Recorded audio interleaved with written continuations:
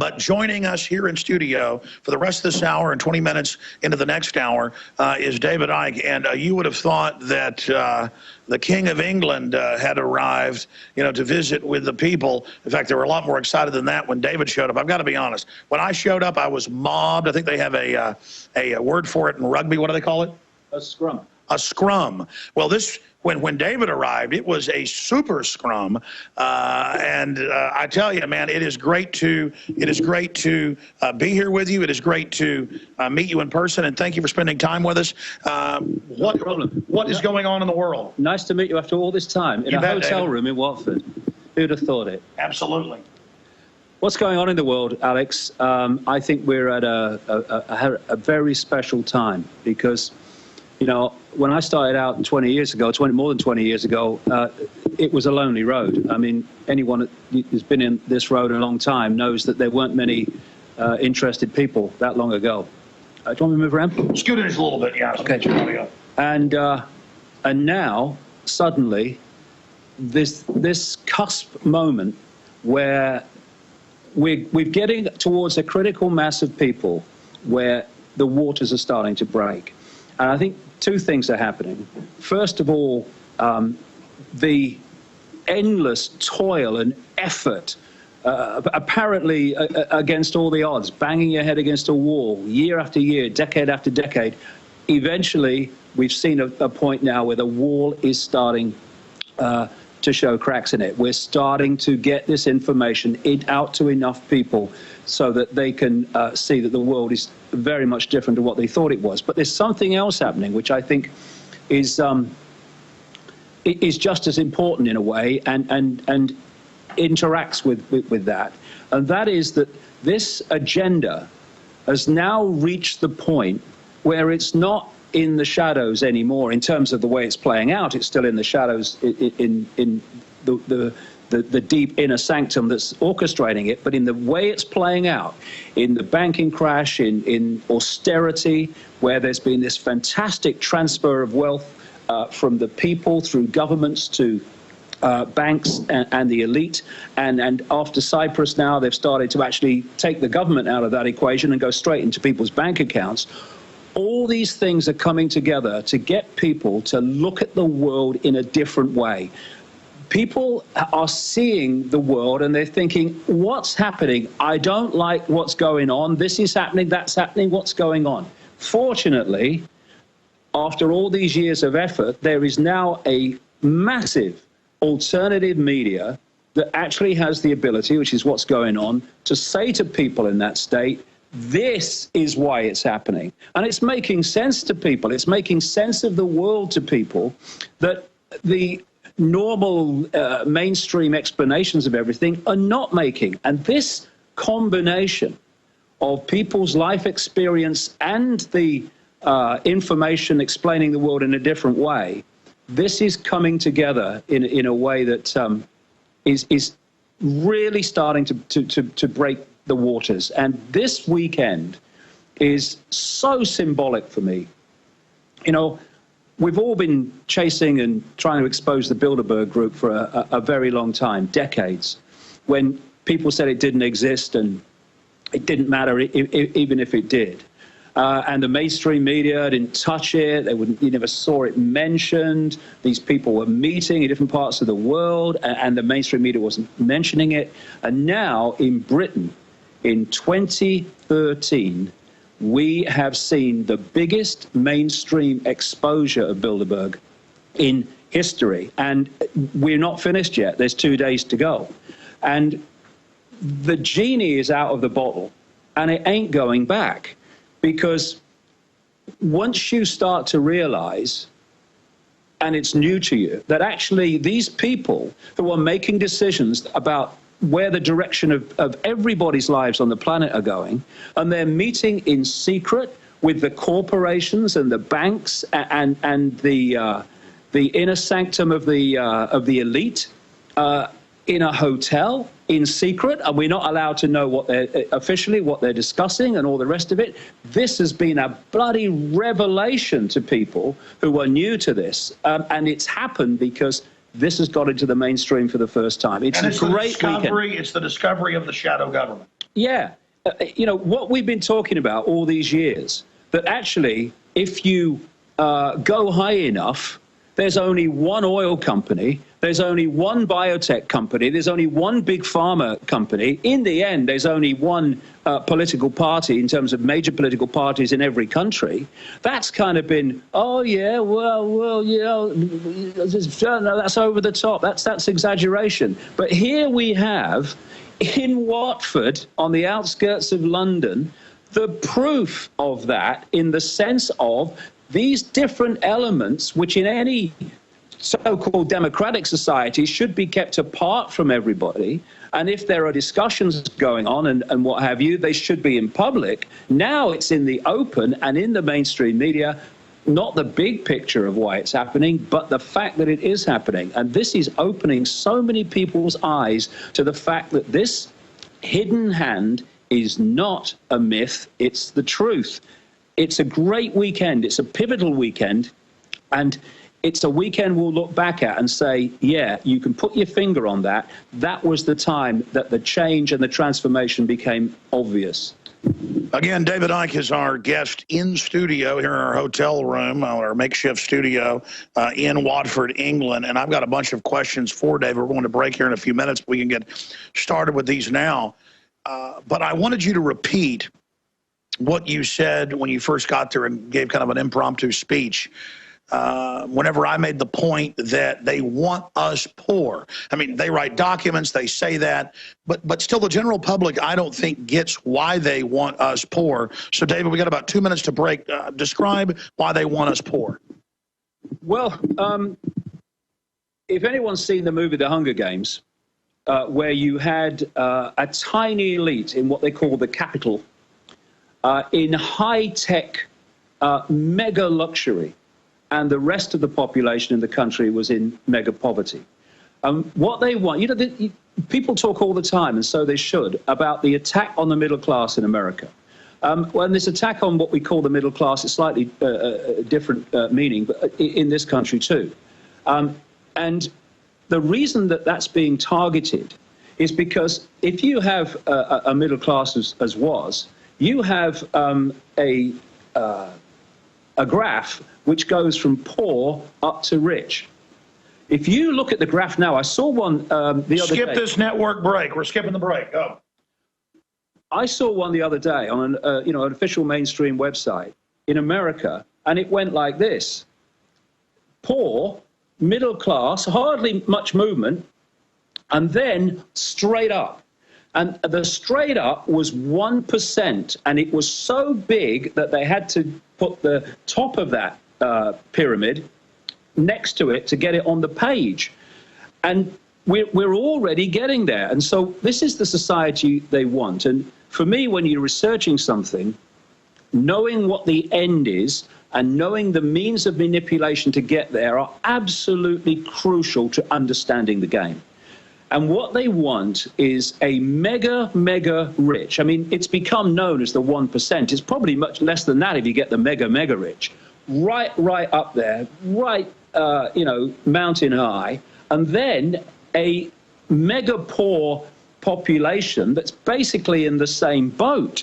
And this is why I say to people, and just very quickly, this is why the Cyprus thing was set as a precedent to go directly, not through governments, to go directly into the bank accounts of people. You walk through the bailouts. Explain how they do it. First, it's too big to fail. They sign you onto that. Then explain it. Well, what they did in 2008 was they crashed the economic system on purpose. Problem, reaction, solution.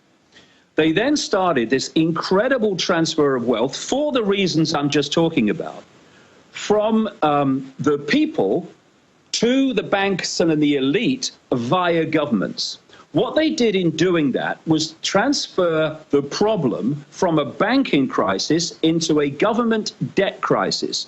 This was then passed on from the governments to the people. It became now a people crisis on the basis of the austerity programs all over the world. Well, no, we bailed out the banks, so we haven't got the money for all these services, so austerity. So there's a massive transfer of wealth from the people to the elite, with the people suffering and no one else.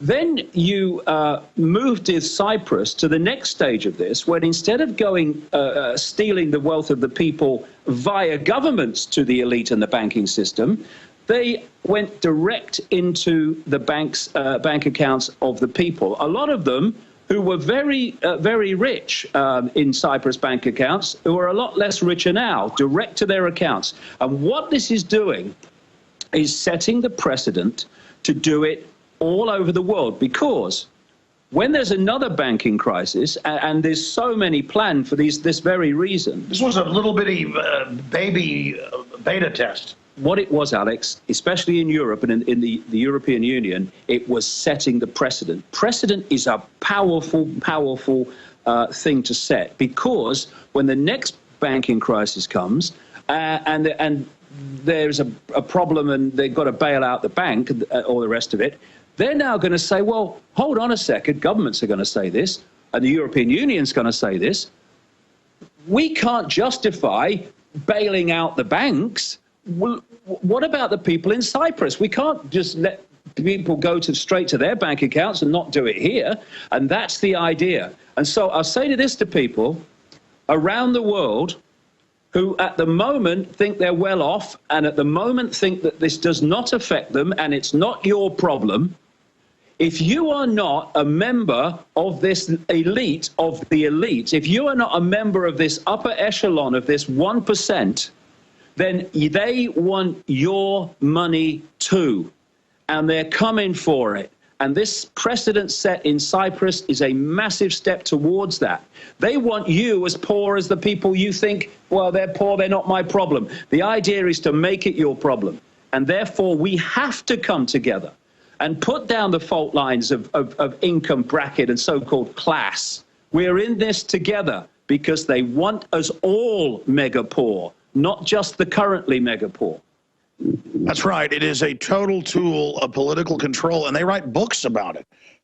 Whether it's Henry Kissinger and his Memorandum 200, or whether it's the science czar, John P. Holdren, or Agenda 21, they say they want a post-industrial world where they're in these government and corporate and university reservations. They're above the law. They get the life extension technology. They get it all. And that's only the next phase. In fact, where did that newspaper go that I had? Here it is, right here, David. This is what I want to talk to you about next. Then we'll get back into Bilderberg. We'll get back into, is this really the beginning of the fall of Bilderberg? I also see a key line we may be passing where, okay, we have the awakening, but if people don't do something, then it just kind of sets a precedent that, okay, we accept that. Yeah. So I want to discuss that with you. I've got a bunch of points I want to go over, but the London Independent, and you look at the cover of it today, half of Britons alive in 2020 will get cancer. And they're now saying in the next few years, half of Americans will have diabetes. And in the rats and all the studies and all of it, we know what the vaccines, we know what the GMO, we know what the sodium fluoride, we know what it's doing. And then the globalists write books, from Bertrand Russell to John P. Holdren currently. They get caught all over the world giving little kids SV40 cancer virus. They know what they're doing, and they're just getting us all used to everybody's got cancer, everybody's got Parkinson's early, everybody's got neurological disorders, everybody's got diseases, everybody's got problems. And then, don't worry, we've got treatments for the disease you've now got, and let's, never mind that breast cancer is up 3,000%, or children's cancer is up over 10,000%, and again, America and England lead the world because we're run by these eugenicists. Hitler was their man. He just went a little bit early and only after specific groups. They're going after the whole world in a scientific program, and it just hits me that, of course, I'm not worried about them killing me, or I'm not worried about being shut down. I'm not worried about being sued or any of this, because I've read their own words. I know how diabolical it is. I know I'm living in the equivalent of a science fiction nightmare. They want the whole world and our numbers reduced by at least 80%. They're on record. They're on record doing secret experiments against us all over the world. We know the people running our countries are the most wicked people on the earth. We know they're funding al-Qaeda and using them on innocent countries like Libya and Syria. We know they're spying on us without warrants. We now know they're criminal. What we've all said, unfortunately, is all being confirmed. And it's bizarre now to have people really listening to us because, you know, now there's that much more of a responsibility. But what about the fact that this attack is so over the top, David Icke, that's what they almost have over on us, is that it's so diabolical, so crazy, so evil that, yeah, people can finally get they're spying on you without warrants. They can finally get that they're taking poor people's tax money and giving it to offshore billionaires that control trillions who want their money to be worth more by bankrupting you so they can buy it for pennies on the dollar. They're replacing humans with robots at Foxconn factories and saying, good, go jump off the roof. I mean, we are already in the middle of just insane times. How much more crazy will it get? And how does this cancer situation tie into it all? Will people sit there and watch their families die, David Icke, and not care about the globalists doing it to them? I've said for so many years, one of the greatest ways of suppressing a population is to suppress their sense of the possible.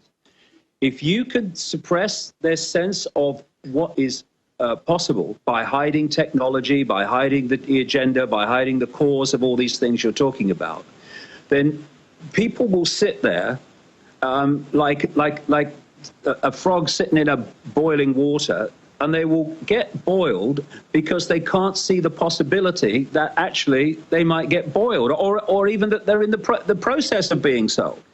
And so the biggest, and this is the mainstream media, the mainstream media's range of what is possible is so minute. And this then is transferred by people getting most of their information through the mainstream media to the population. What is so brilliant about this Bilderberg weekend, as it's turned out, is Bilderberg is it's a part of the web, and it's part of the agenda that people can use to enter the web in terms of understanding it, because it's at a level that they can deal with. It's politicians and corporations, chiefs and what have you. Illegal lobbying. Yeah, meeting together in secret, and it's like, what's going on? But the Bilderberg group is merely a strand in the web, and it's well out from the center, the spider.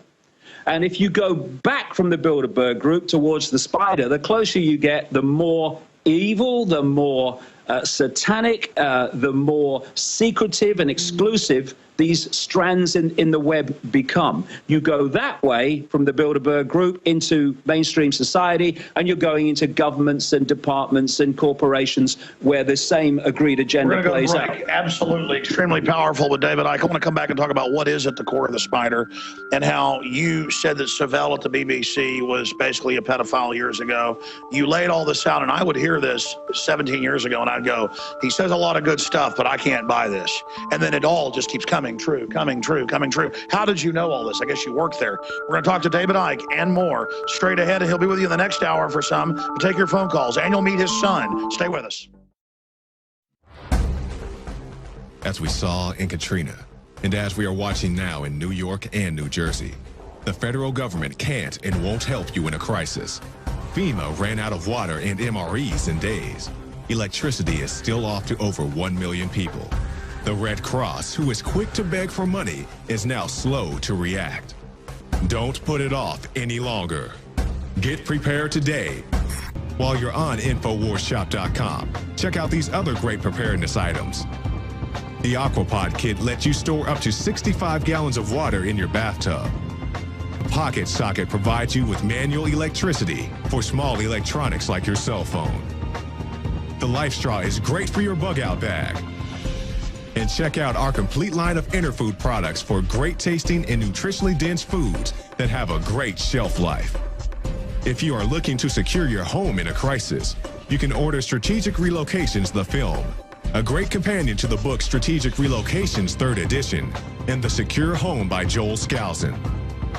When the time to perform arrives, the time to prepare has already passed. Get prepared now, so if a crisis strikes your home, you and your family will be secure.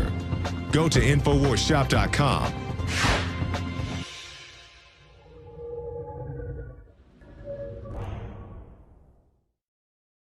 When I was talking to David about this anti-human agenda and why are every major institution in the world, whether it's Russia or China or England or the U.S., Catholic Church or the BBC, or why is it pedophiles and necrophiliacs and devil worshippers? I mean, I never get sick of my wife. I never get sick of a glass of red wine. I never get sick of enchiladas. I never get sick of a sunrise or sunset. I never get tired of just green grass, good stuff, paddling in a kayak down the river. I do not get how they're so into this, but that's why they win. What you were talking about is that they've shrunk the possible, so we're so naive. David Icke, you can say what you want about him. That's when I realized about 15 years ago, this guy is nothing but positive. He expands your window and forces you with things that sound so radical, whether he's completely right or not. None of us are perfect. We see through rose-colored glasses. David Icke forces you to expand the window of perception of the possible. Because I would hear him talk about the BBC's full of pedophiles and they have sex with dead bodies and they drink blood. And Al Gore drinks blood. And then I actually found the article where he falls around with bags of blood in case he's injured. And then I found out more about him. These people are just given over. They are psychopaths with air forces. They are devil worshippers with nuclear weapons. And look at history. We know all the ancient emperors in Rome and the Aztecs were all crazy nuts. So, of course, these are 21st century versions of that. So get into that and the cancer rates exploding and what they're doing and what their master plan is. And then more in Bilderberg, what this means that we forced it out in the open and that crossroads we're at, David Icke. Well, all these things come together in the end. I mean, the more you research and the more you understand, the more every dot connects. And what I was saying a few minutes ago about the greatest, or one of the greatest defenses that this conspiracy has is suppressing the sense of the possible, and the media are constantly doing that. And yes, this is a great weekend, fantastic, and I hope as many people come here as can get here tomorrow as possible. And it's a way of entering the web in a way that people can understand and appreciate within their view of the world, within the blinkers that we're manipulated to wear all our lives. But I say this to you, this is a way of entering the web, and it's a very significant strand in the web. But to understand the Bilderberg group's part in all this and to understand the web itself, all preconceived ideas since the day you were born, all belief systems, all senses of the impossible just have to be allowed to fall. And let information be your guide, not preconceived idea, belief, which censors where you will go and what you will consider to be possible. Because the Bilderberg group is a strand within a satanic conspiracy that is so deep, so evil, so completely beyond what we would perceive as any form of humanity or heart or compassion or any of it, empathy, that we really do have to open our minds to let in the truth of what we're facing.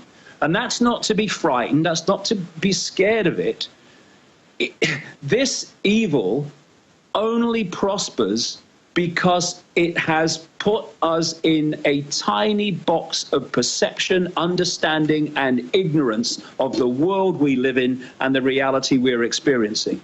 If it was all powerful, it would not have to do that. And if we open our minds, open our hearts, and let our minds expand where they want to go, rather than holding them in a position that we're programmed to hold them, then together, this is a house of cards that we're looking at. This all-powerful evil. No, It's a house of cards, and it's absolutely dependent for its survival on humanity en masse staying asleep. So it's not something to fear, it is something to face. And so anyone that's coming in now and seeing this, Bilderberg, oh my goodness, what they meet in secret, oh, I didn't know that was going on. Well, strap in, because that's the start of the journey through the web. Because, you know, what Alex was talking about is what is actually unfolding in front of our eyes.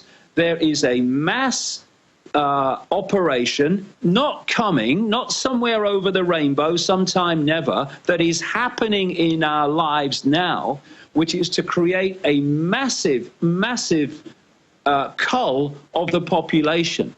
And this is not something where large numbers of people suddenly just keel over, because people are going, hey, what's happening? This is a cumulative destroying of the human immune system and a war on the human body and the human mind.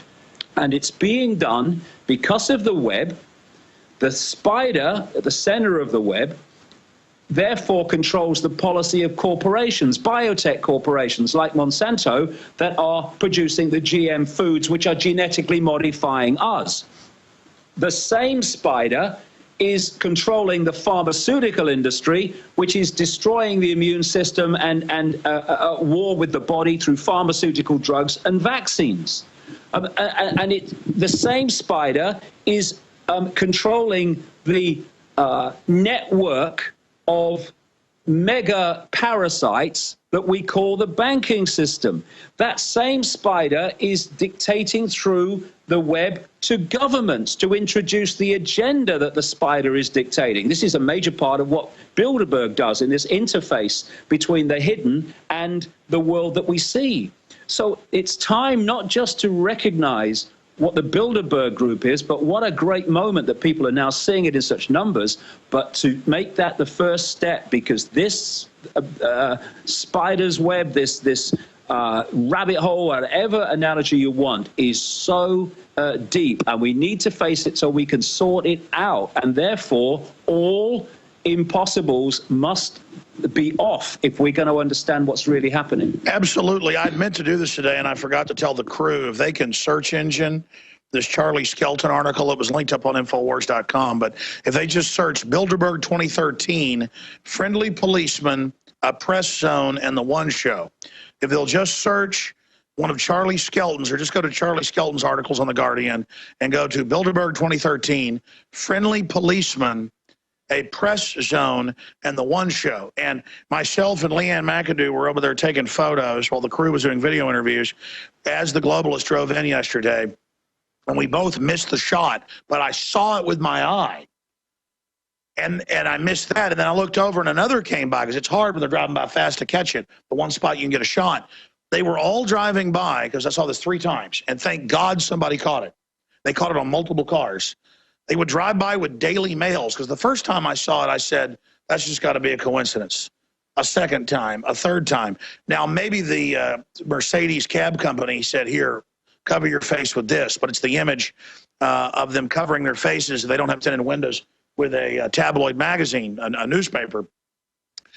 They would drive by with newspapers over their faces, and there's a photo of this. Again, Bilderberg 2013, friendly policeman. Just search engine that, folks. Click news, and you'll get it. Bilderberg 2013, friendly policeman. Did the office, were you guys able to find that yet? Okay, they're showing it right now on screen, David. Look at this. Now, because, again, I wasn't up there even much of the time. A bunch of them came in at once, so I was sitting there, and I saw it once. I said, did we get that? No, it's blurred. Oh, this the guy got it. Okay, did we get that? Yeah, finally, they went 3 times. 3 cars went by with the Daily Mail tabloid up with the words, child porn teacher allowed back in classroom.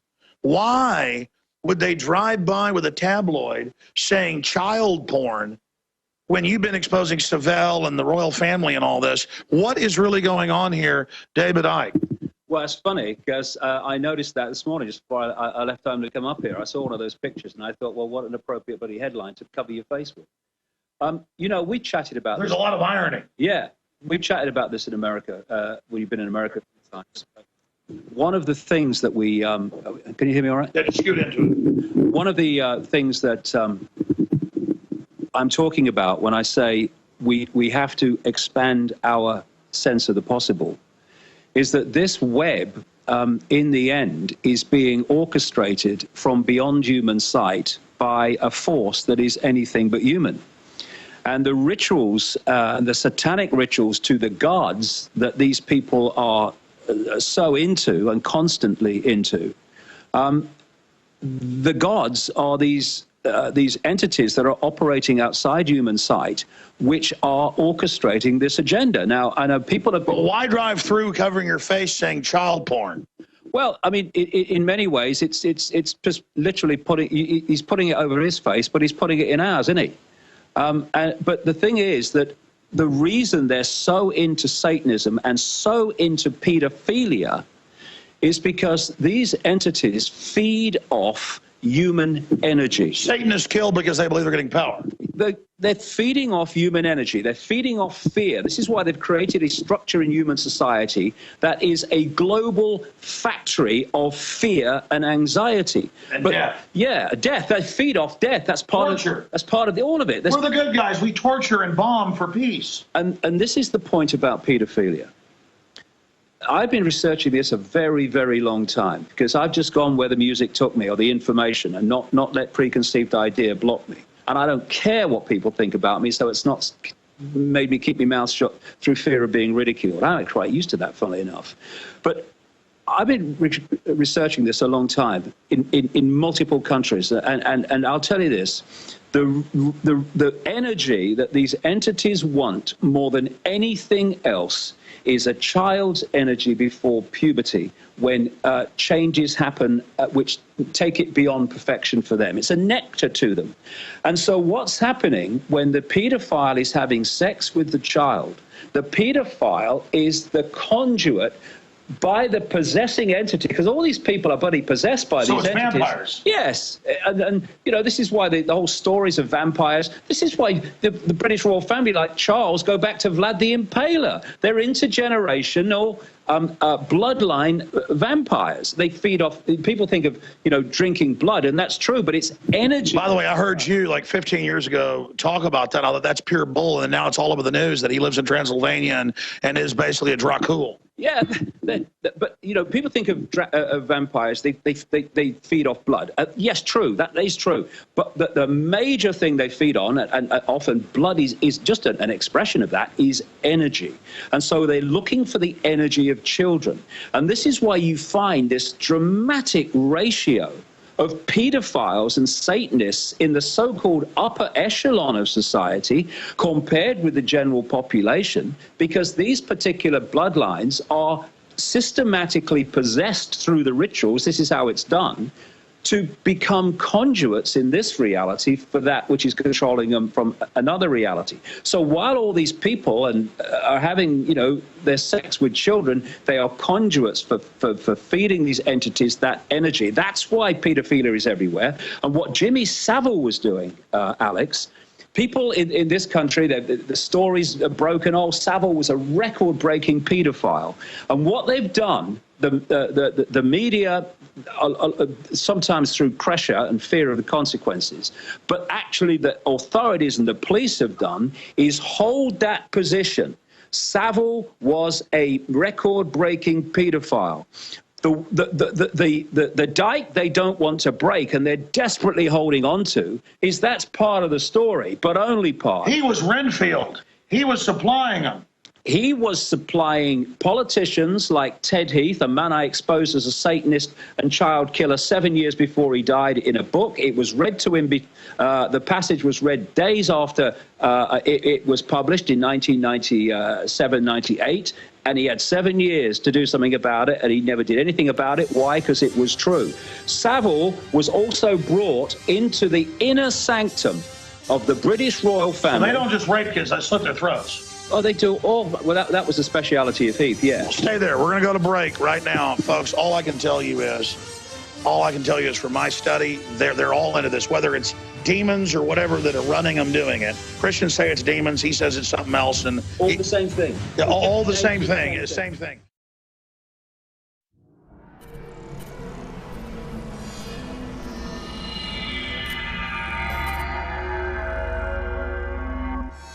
Hi, Ted Anderson, president of Midas Resources. With over 30 years of experience in the precious metals business, I can tell you without a doubt, we are facing the most dangerous and volatile times, not just in the United States, but worldwide. Peace of mind is gold and silver. Now is the time to invest in gold. When it comes to bullion coins, our prices are competitive and the closest to melt. If it's numismatics you're looking for, we have some of the best deals out there. Visit MidasResources.com today or go to Infowars.com and click on the link to see our daily specials. Here's an example of one of our long-term specials we've been offering for more than a year. 2 silver dollars from the turn of the last century, plus 2 powerful films, The Obama Deception and The American Dream. We also add in the book Dishonest Money, all for $72 and free shipping. The most trusted name in precious metals is Midas Resources. Call 1-800-686-2237 or go to Infowars.com. I'm Ted Anderson with Midas Resources. We are now only entering the edge of a global financial superstorm, the likes of which the planet has never seen. Here in the United States, the private Federal Reserve is giving more than $85 billion of taxpayer money a month to themselves and other offshore foreign banks. And the worst part is, we have to pay the bank's interest on the money we give them. There is now a race between the global central bank mafia cartels to see who can devalue their country's currencies the fastest. We are already seeing big increases in inflation at the grocery store and the gas line. This will eventually lead to hyperinflation. More than a dozen top globalists like George Soros have been buying record amounts of gold while at the same time bad-mouthing it to the public. Don't just listen to what they say. Watch what they do. For more than 6,000 years of recorded human history, gold has been the ultimate hedge against uncertain times and inflation. Before investing in metals, it is important to do your own research and find a reputable company. Midas Resources has the highest Better Business Bureau rating of an A+. Unfortunately, very few precious metal companies can boast that. Midas Resources has assembled one of the most educated, researched, and professional teams of brokers in the industry. The evidence is overwhelming. In uncertain times, gold and silver is safe harbor. Now is the time to invest in gold. Call 800-686-2237 and Midas Resources will mail you 10 reasons to own gold absolutely free. No shipping. It's absolutely free. And finally, Ted Anderson wants to challenge you to find any deal that comes close to his 2 silver dollars at cost with free shipping with 2 free films and a book for $72. That's more than $160 value for $72 shipping included. Click the link at Infowars.com to go to the MidasResources.com specials page. Brought to you by MidasResources.com and Ted Anderson, the trusted name in precious metals.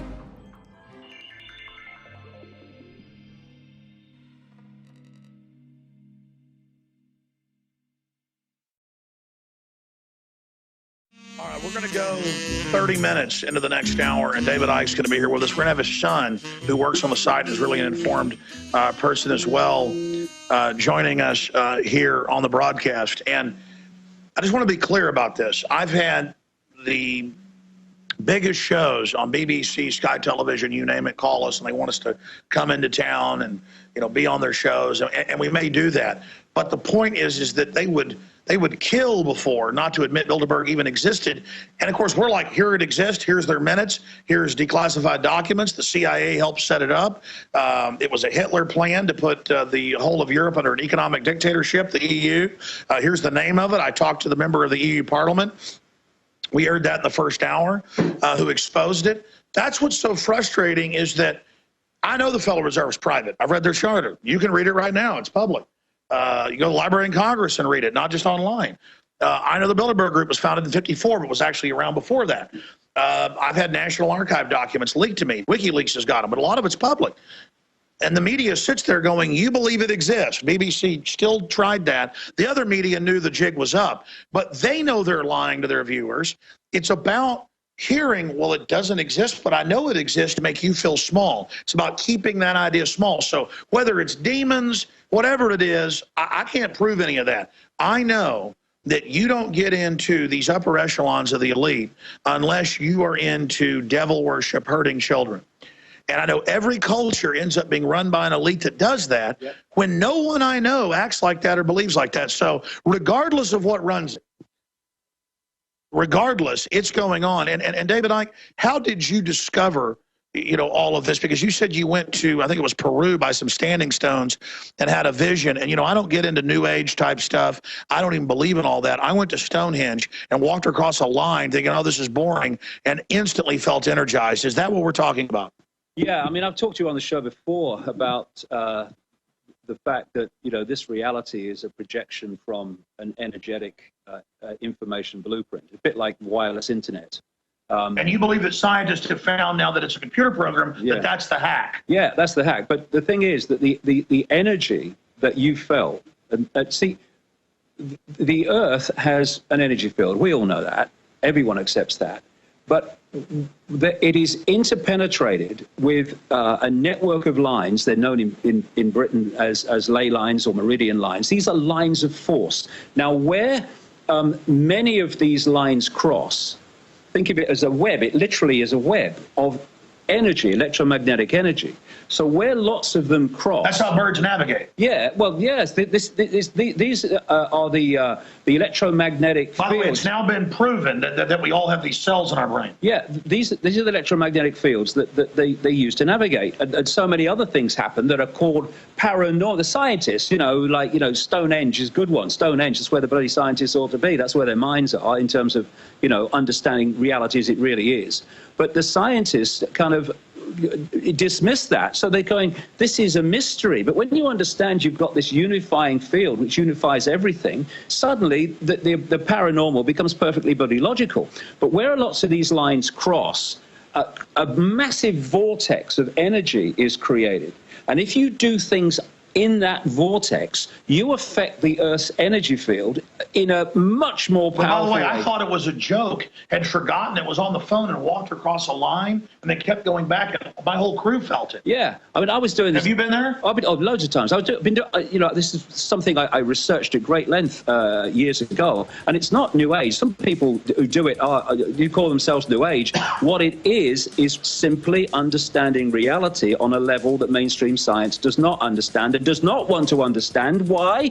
Because it's controlled by the same network, and the last thing that network wants the target population to do is understand the nature of the reality it's experiencing. That's right. Going to break back in 60 seconds. And by the way, I did look it up. Guess what the Grove's on? The very same ley line. Jakari Jackson here, and I want to talk to you for a second about water. You know about ProPure, our flagship water purification system, but check out some of our portable water filter products at InfoWarsStore.com. The clearly filtered water pitcher. Also, for those of you on the go, we have the Athlete Edition filtered water bottle and the RAD Eliminator Pro filtered sports bottle that removes radiation. And keep in mind, we have replacement filters for all of these products. The ever-popular grab-and-go bag favorite, the Life Straw, the Crystal Quest shower filter system, and the Aquapod kit, great for mass storage of water. And while you're at the InfoWars shop, pick up a copy of our latest book, 31 Days to Survival. You can find all this and more at the InfoWarsStore.com, and don't forget, it's your support that funds our operation. Sign up for our free newsletter at InfoWars.com/newsletter.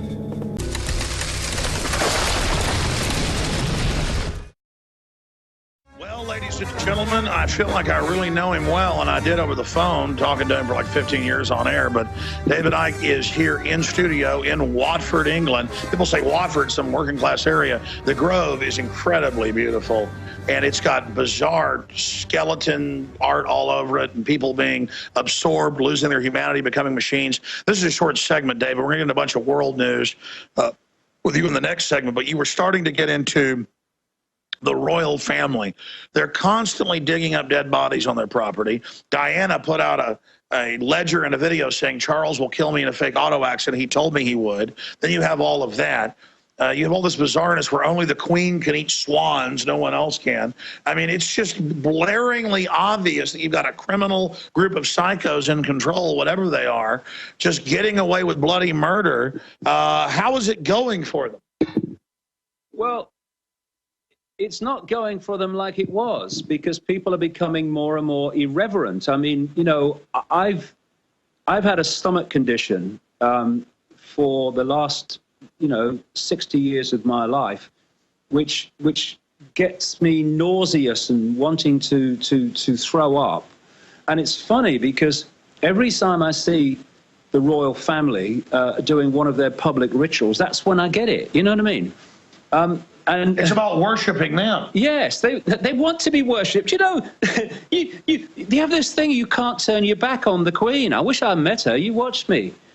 It's this this reverence they have, and we need to get irreverent with this system and not kind of bow to it, which is what they want. But what I was saying earlier, Jimmy Savile, child procurer to the elite, he was procuring children for Ted Heath on his yacht Morning Cloud from the now infamous children's home on Jersey.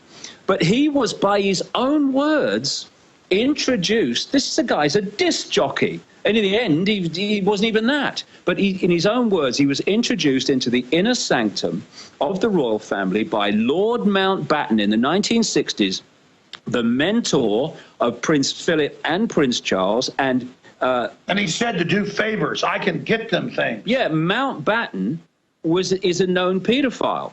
He was involved in paedophilia at places like the King Cora Boys Home in Belfast and what have you. And ask this question. Media, ask yourself this question. What is an aging disc jockey doing in the inner sanctum of the royal family, so close that by his own words, and I know this from other sources who were very close friends of Princess Diana for 9 years before she died, that he was asked by them to be the go-between and the mediator between Diana and Charles when their marriage was breaking down. What's going on? And I'll tell you how I knew about Savile. This is a very, very interesting story. In 1997, 98, I was asked to go to a little meeting at the House of Lords. I'd never even been into the House of Lords. I didn't know what I was going into. And it was just a small group of people. And we just had a chat in the afternoon, but there was somebody there who wasn't from the House of Lords who was saying some very interesting things about the death of Princess Diana. It was about 98, not long after it happened. And I called her over afterwards. I said, how do you know all that? And she says, well, my best friend was the best friend of Diana for 9 years, and they fell out about 2 years before Diana died. She said, I think she'll talk to you. A few weeks later, or days later, she arrives on the island where I live, and I've got all this on tape. It's still at home on tape. And she told me about... You gotta air that. Yeah, it's on one of those old tapes. It doesn't matter. Yeah, but this is the point. What she told me in 1998 was the way that the royal family treated Diana, that Jimmy Savile was on the inner sanctum of the royal family, and Princess Diana called him a sleazebag, and that he was a necrophiliac and... Hold on. Well, I want to repeat all this and get to the rest of it when we come back from break. This is too powerful, and you're only going to hear this type of stuff because I'm the craziest man in America, crazy like a fox, to put the truth on the air. It's all come out, the necrophilia, everything. Many anthropologists and archaeologists believe that before man even discovered the power to harness and use fire, we were involved in agrarian activities. That is, taking the seeds of plants and then replanting them to produce more. The very foundation of our modern civilization and human culture is centered around the planting and cultivation of edible plants, fruits, vegetables, nuts, you name it. And the globalists have been going after gardening. They've been harassing people that have gardens in their front yards or their backyards. They've called for licenses for people to have gardens because you can't trust prisoners in the police state America to be able to grow their own food. That's why I've come to the realization that we need to become self-sufficient. You need to be informed. You need to have the Second Amendment to protect yourself. You need to be politically active to wake up others. You need to filter your water. But you also need to plant a garden. Even if you live in an apartment, you can do this. If you live in the countryside, obviously you can do it on a grand scale. There are so many green belts in areas that humans don't even visit, nearby cities and in suburbs, where people are now more and more planting their own little private gardens and meadows and off the side of the road.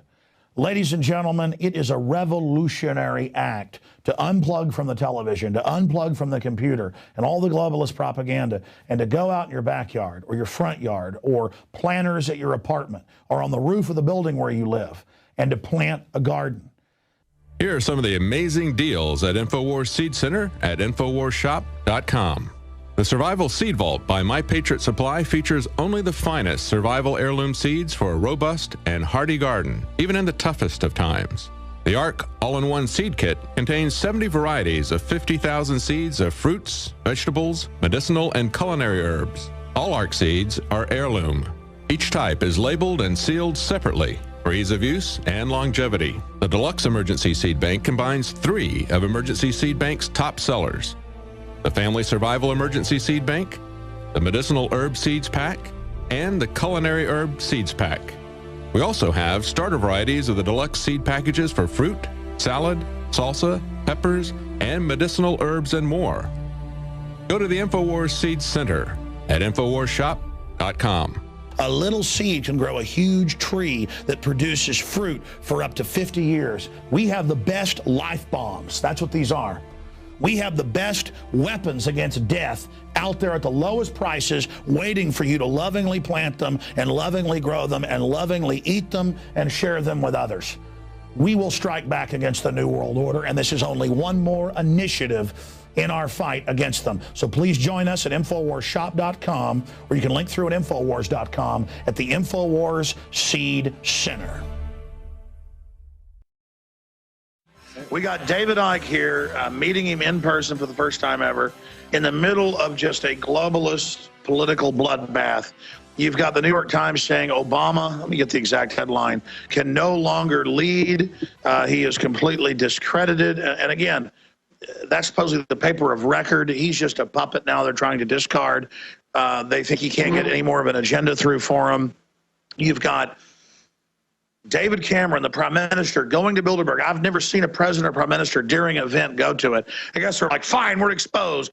Bring him in publicly, because we've been there when presidents or prime ministers show up secretly, and then our inside moles tell us. I want to get back into the royal family and tell a story here, David Icke, but we predicted that they would go quasi-public. Plus, I had some sources in the U.S. Senate, also in Hollywood. But then I talked to the big BBC guy, John Sargent, their big political reporter, and he basically was admitted to, he was admitted into the facility. I wasn't allowed to say it completely, so he kind of halfway said, well, one of us is, and it said, I'm going to enjoy my fancy special lunch today. And he was getting all excited about it. So hard to keep all these sources straight.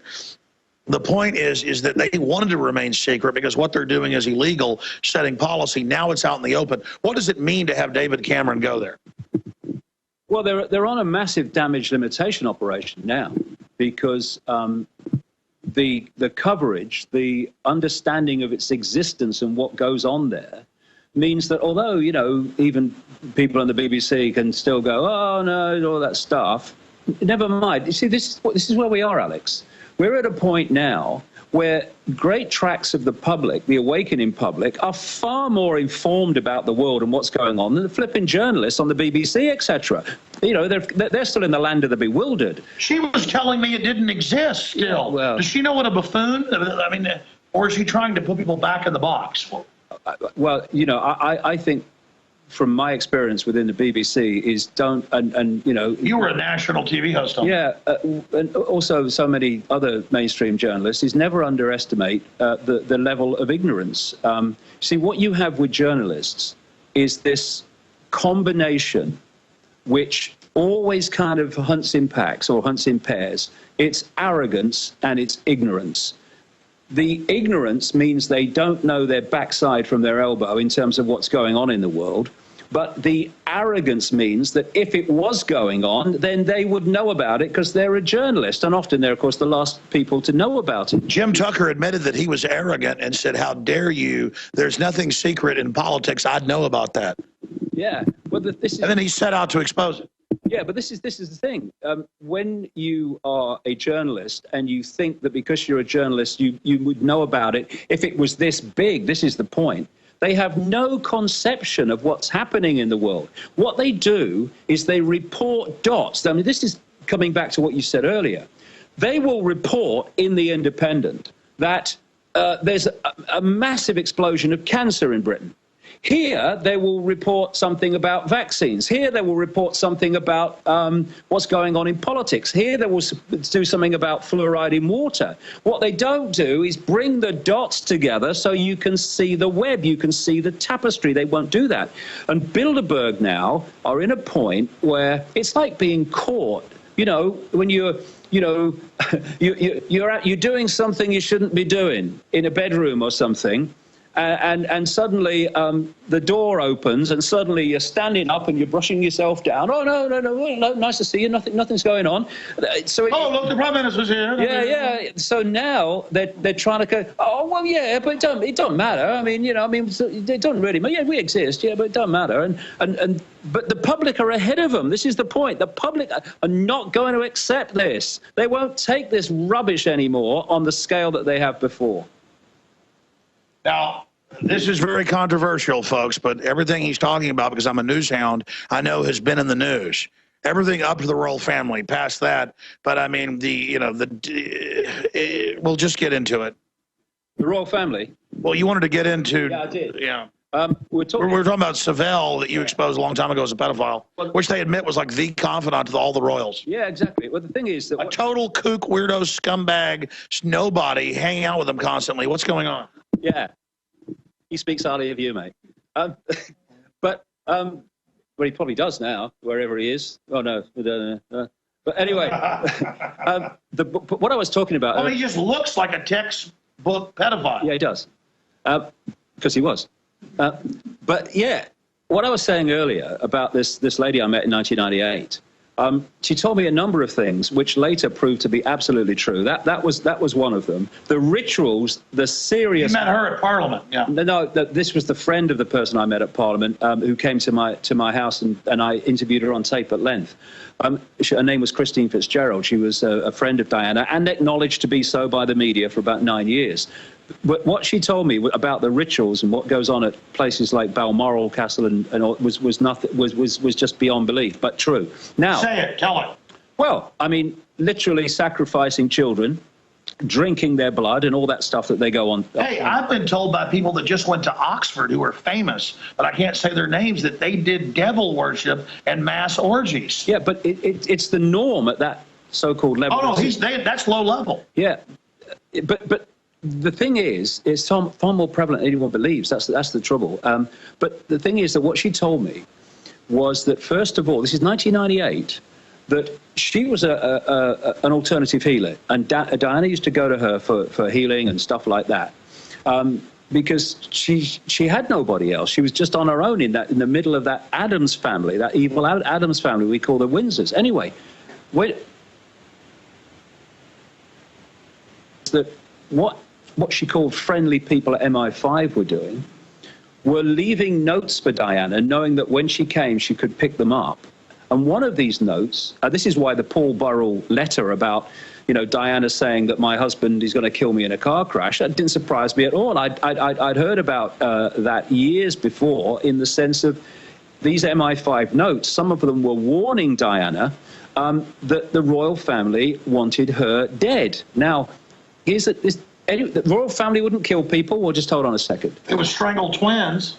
Well, what happened when the marriage of Diana and Charles broke down is that she started having an affair with her bodyguard called Barry Manicky. She was apparently very, very much in love with the fella. Then Barry Manicky dies in a strange motorcycle accident in which he was basically garroted across the road and pulled off his bike and killed. Now, it was said... And here's the headline, Daily Mail, Diana bodyguard killed for our affair. Yeah. What the official story was that it was an accident. Anyway, this is what Christine Fitzgerald told me happened subsequently, sometime later. Diana came into her healing centre just near Regent's Park in London in an unconsolable state. She was sobbing, and it took some time to sit her down and calm her down and say, what's going on? Because as she was sobbing, Diana was shouting, they killed him, they killed him, they killed him. And what Diana then said is that earlier that day, hence the response, what she called Prince Charles's senior detective had said to her, because by this time, it's sometime after the death of the bodyguard, she was having an affair with a man, now out and accepted in the open, with a guy called Captain James Hewitt. And she said that what had happened is the senior detective of Prince Charles had just said to her that the affair with Hewitt had to end, and if it didn't, he could end up like Barry Manicky, which is the bodyguard that's supposed to have been an accident. He was telling her they killed her. He also said to her in the same conversation, and don't think that you're not expendable either.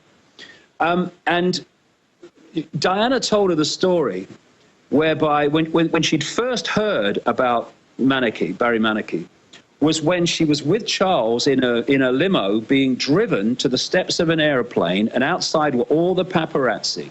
And just as they were about to get out, she said, Charles leaned across and said, "Pity about your friend, wasn't it?" And told her with a smile on his face and an irony in his voice that Barry Manicky had just died. And so they killed the guy. I mean, that's what happens. And at the same time, and this came out in the public arena as well, James Hewitt was being, he said in his own words, was being warned by what he called a senior member of the royal family that... And tell folks who that is. James Hewitt, he was the guy who had the affair later with Diana. And he said publicly that a senior member of the royal family had contacted him and said the affair must end, or in effect, they can't be, they can't say what the consequences would be. In other words, he was being threatened in the same way. The royal family, the Windsors, are an evil intergenerational bloodline with human and non-human DNA and hearts of frickin' stone. Hello, this is Hank Hill, and I'm telling you what, you need to listen to Alex Jones. Yeah. Infowars.com. My judge, what is the secret of the universe? Infowars.com.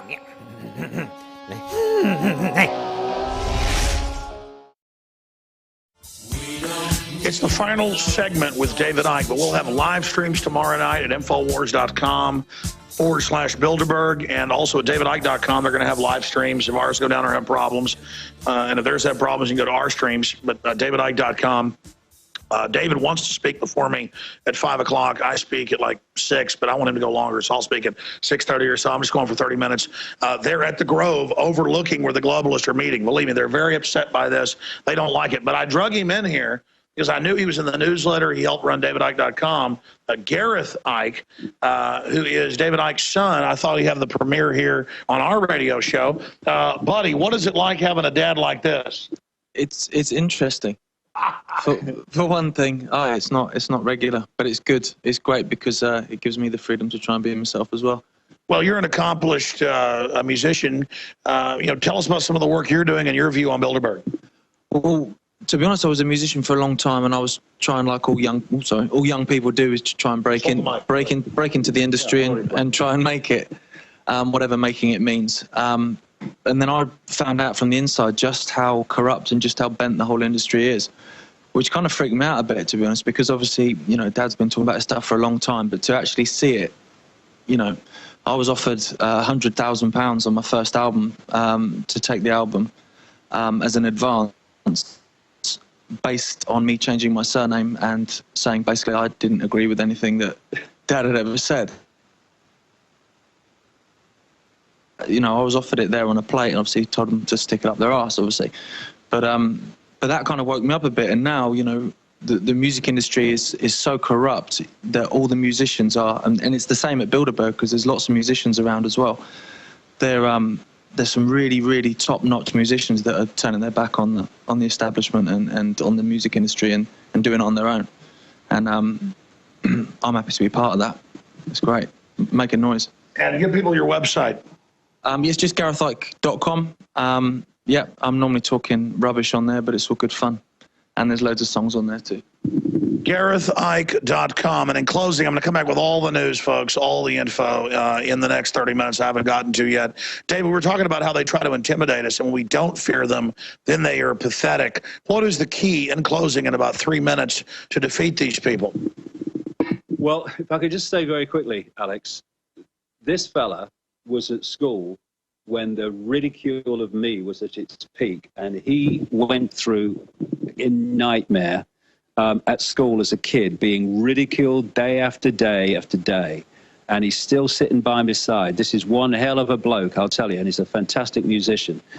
But they're not laughing now. No, they're not laughing. No, well, the bloody media are laughing, but I mean, again, they're laughing to themselves. Yeah, well, you know, when they attack us, it's an endorsement.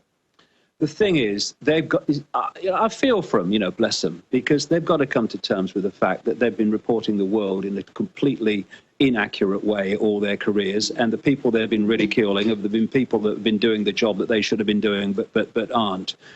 For me, you know, if you can get to Watford tomorrow, if you can get to the Grove Hotel and join us, please come. Oh, yeah, and the police are trying to divert you away. I'll tell you after David leaves, but go ahead. Yeah, it's very important to listen to what Alex says after the break, because they're trying to do everything they can to stop people getting there and to make it as difficult as possible. Please, let's come in numbers. Let's smile in their face, and let's do what is necessary to make a massive statement in numbers. Absolutely looking across at the place where it's all going on. Please, make the effort. We will. What would your dad say? How about 3 generations? What would your dad say looking down on you right now?